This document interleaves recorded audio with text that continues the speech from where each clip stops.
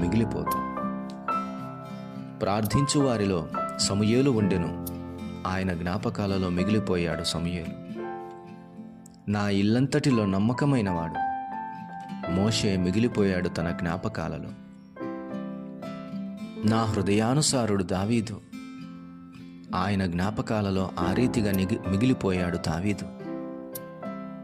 నా స్నేహితుడు అబ్రహాము, ఆ రీతిగా అబ్రహాము తన జ్ఞాపకాలలో మిగిలిపోయాడు. దేవునితో నడిచిన వాడు హనోకు, ఆ రీతిగా హనోకు తన జ్ఞాపకాలలో మిగిలిపోయాడు. ఇలాగూ చెప్పుకొని పోతే దైవ గ్రంథంలో అనేక మంది భక్తులు ఆయన జ్ఞాపకాలలో మిగిలిపోయారు. మనుషుల జ్ఞాపకాలలో మిగిలిపోవటం వలన ప్రయోజనమేమీ లేదు. కానీ